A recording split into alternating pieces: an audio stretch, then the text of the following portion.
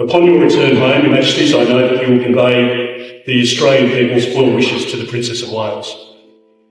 From the beginning of her reign, path to modernity lay not in the emphasis of the people serving the monarch, rather on being a monarch who tirelessly serves the people.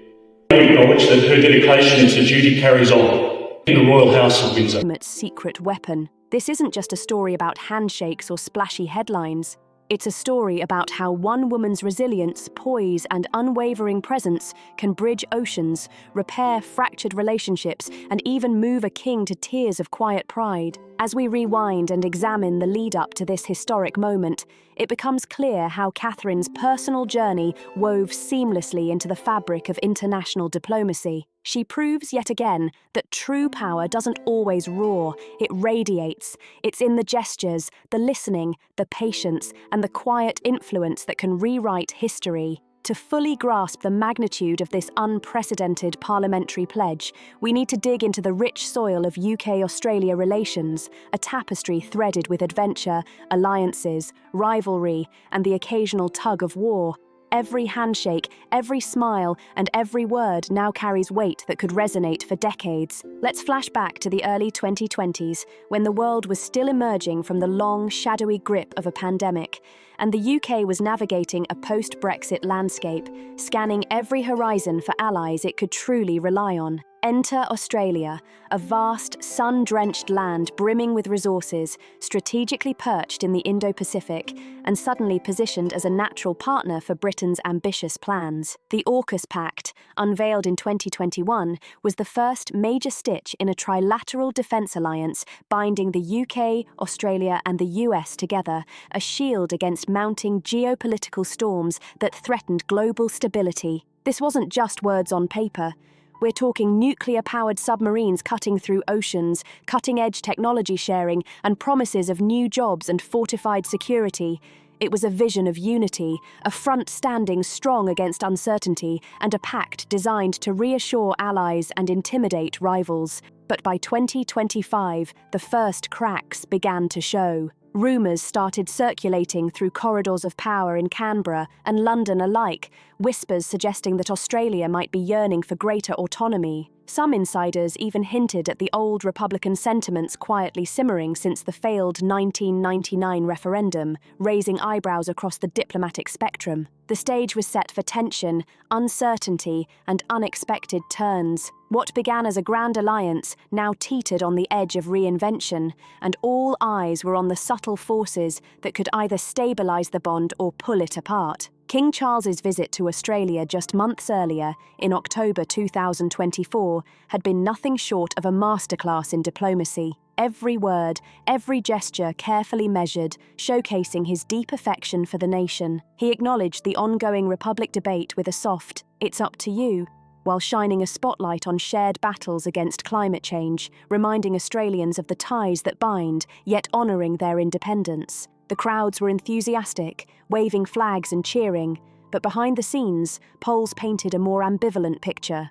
A nation proud of its heritage, yet hungry to carve its own path. Fast forward to July 2025, and the Geelong Treaty elevated the AUKUS Pact to a whole new level. Signed amid grand fanfare in the historic Victorian city, it cemented a 50-year defence commitment, unleashed billions in trade opportunities, created over 7,000 new jobs in the UK alone, and sparked joint ventures in AI and clean energy. Analysts hailed it as a strategic win, evolutionary and solid, but not quite revolutionary. Then came the shock no one saw coming. On September 18th, 2025, during a special session of the Australian Parliament, Prime Minister Anthony Albanese stood before his lawmakers and a global audience watching via livestream, and he didn't deliver a standard treaty update. No, what followed was unprecedented. Albanese unveiled a massive, multi-layered cooperation package that went far beyond submarines and steel.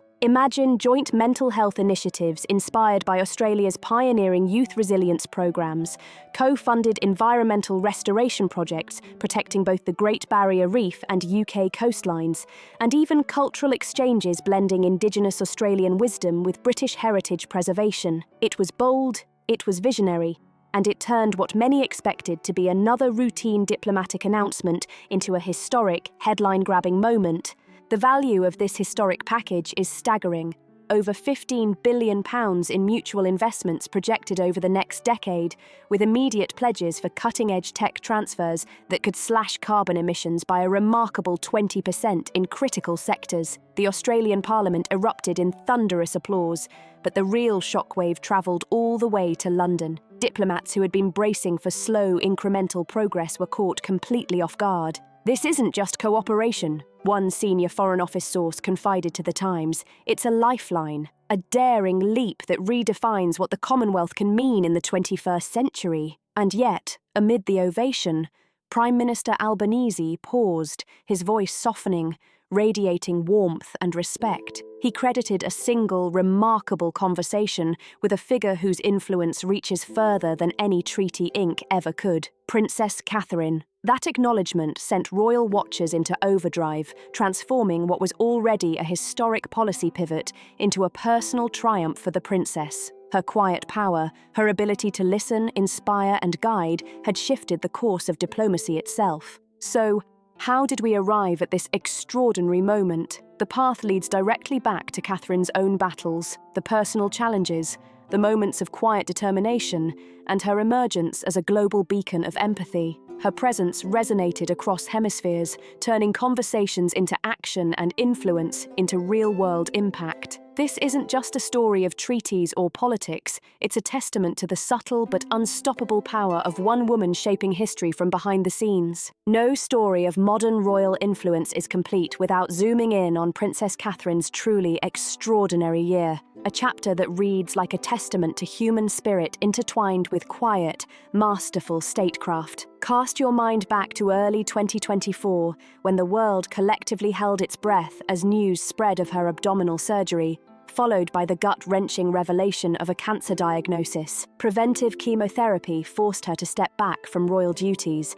and the glare of public attention intensified the challenge. It was a trial by fire that stripped away every layer of ceremonial gloss, exposing a woman of unyielding fortitude and unwavering resolve. Yet, by spring 2025, Catherine returned, not with flashy headlines, but with laser-focused purpose. Her first major public appearance at Trooping the Colour in June drew tears from spectators, her smile radiating as a silent victory lap over every obstacle she had faced. Behind the scenes, insiders whispered about long nights spent poring over briefs, not for show, but to create tangible impact. "She's not rushing," a close aide told Vanity Fair. "Every step is deliberate. Every word is measured, shaped by what she's learned about vulnerability, empathy, and connection." This newfound depth propelled Catherine into the diplomatic arena like never before. Experts had long hailed William and Catherine as the monarchy's ultimate power duo for international relations, capable of smoothing tensions where even the stiffest suits faltered. And in 2025, their influence was undeniable. Catherine's quiet authority, tempered by personal struggle, became the invisible hand guiding monumental agreements, reshaping alliances, and proving that true power often lies not in pomp or proclamation, but in resilience, presence, and unwavering empathy. Her collaboration with Melania Trump during a September state visit was a masterclass in soft power. Blending style with substance on humanitarian fronts, influencing global perceptions without issuing a single policy directive. Yet, the connection with Australia had been simmering quietly beneath the surface, rooted in shared passions and long-term vision. Catherine's early work through the Royal Foundation Centre for Early Childhood perfectly mirrored Australia's national push for mental health equity, especially in the wake of devastating bushfires and floods. In August 2025, virtual roundtables brought her together with Australian advocates, diving deep into trauma-informed care for young families. "It's the humanity that bridges divides," noted a participant from Sydney's Black Dog Institute. This wasn't politics. It was empathy in action, the kind of influence that can move both hearts and policy. Then came the pivotal moment. As AUKUS talks heated up, Catherine took the initiative, penning a private letter to Prime Minister Albanese that echoed King Charles's environmental calls from his earlier Australian tour. She highlighted how a UK-Australia synergy could supercharge global efforts on child well-being in the face of climate threats,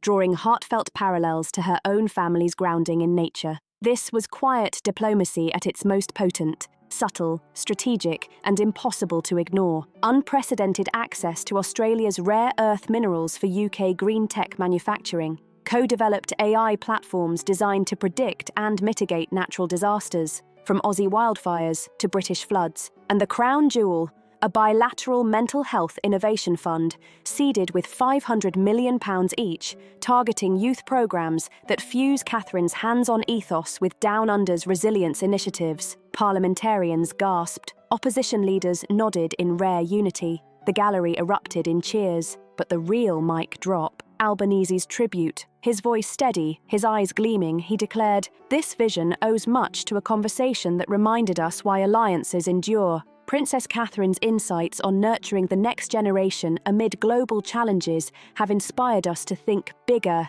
to act bolder. The chamber fell silent for a heartbeat, then thundered with approval. Back in London, Number 10 sources were buzzing with disbelief. "We came for submarines," quipped one advisor. "And we left with a soul." Social media ignited instantly, trending worldwide as clips of the speech racked up millions of views. Royal forums exploded with speculation. Was this the ultimate payoff of soft power? Had Catherine's cancer journey, her tireless advocacy for unseen struggles, truly swayed an entire sovereign state? The answer, as it would soon become clear, was a resounding and historic yes. Yet this historic moment didn't appear out of thin air. It was the result of quiet, behind-the-scenes brilliance, where personal rapport often outweighed protocol and careful diplomacy paved the way for extraordinary outcomes. Now that the dust has settled on Albanese's landmark address, let's unpack the substance of this monumental offer, because it's no exaggeration to say it could redefine prosperity on both sides of the equator. At its heart, this cooperation builds on the defensive backbone of the AUKUS Pact, but layers in economic, technological, and social boosters that feel custom-made for 2025's most pressing challenges. First up, the green gold rush. Australia has pledged priority access to critical minerals like lithium and cobalt, vital for the UK's net zero ambitions. In return, British firms such as Rolls-Royce will fast-track submarine tech adaptations for Australia's naval upgrades, projects expected to generate £20 billion in exports and safeguard over 21,000 UK jobs. But the impact goes far deeper. Joint R&D hubs in Manchester and Melbourne will pioneer breakthroughs in hydrogen energy storage, potentially cutting import costs by 30% while creating 10,000 highly skilled roles in each country. And then there's the human element, the signature of Catherine's influence. The Mental Health Alliance isn't just a feel-good add-on, it's funded firepower. Drawing from her Shaping Us campaign, which highlights early intervention and Australia's post-COVID frameworks, the initiative will roll out cross-border training for 50,000 educators and clinicians. Pilot programs in Wales and Western Australia are already showing dramatic drops in dropout rates among at-risk teens, with scalability built directly into the plan. "This is prevention on a planetary scale," enthused a Treasury analyst, eyes wide with awe. And it doesn't stop at tech and infrastructure.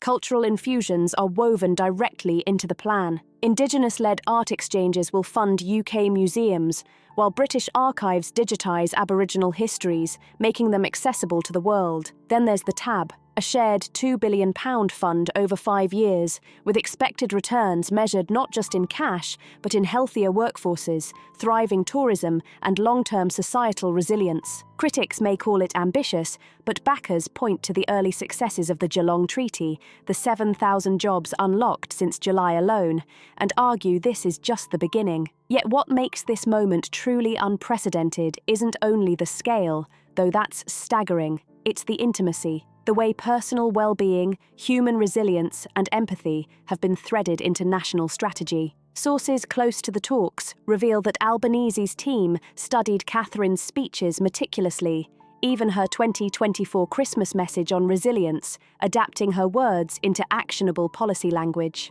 "She gave us permission to prioritise people over power plays," admitted a senior aide. "This isn't charity.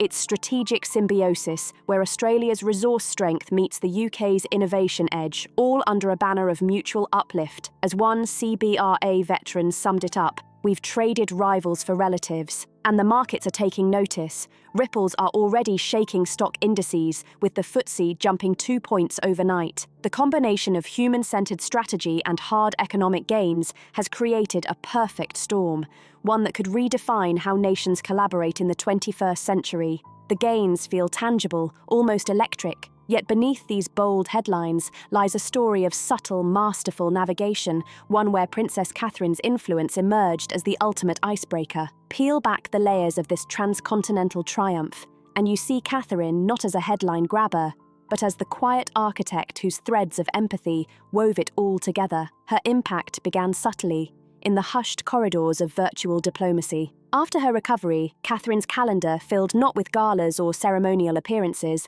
but with targeted, high-impact outreach. In July 2025, she hosted a groundbreaking webinar on childhood adversity, connecting UK experts with Australian counterparts through the Royal Foundation. Attendees recall her poise, her ability to field questions on grief with honesty and humility, weaving in stories from her own reflective pauses during her health hiatus. Prime Minister Albanese, tuned in from Sydney, later admitted he was struck by her candour. "Her words cut through," he said, instilling confidence and clarity in ways few speeches ever could. Weeks later, the subtle diplomacy turned profoundly personal. A handwritten letter arrived at the lodge, not on crested paper, but carefully penned by Catherine herself. She shared how nature walks with her children, inspired her environmental appeals, perfectly echoing Australia's land stewardship ethos. The letter probed shared dilemmas of parenthood in public life, blending intimacy with influence.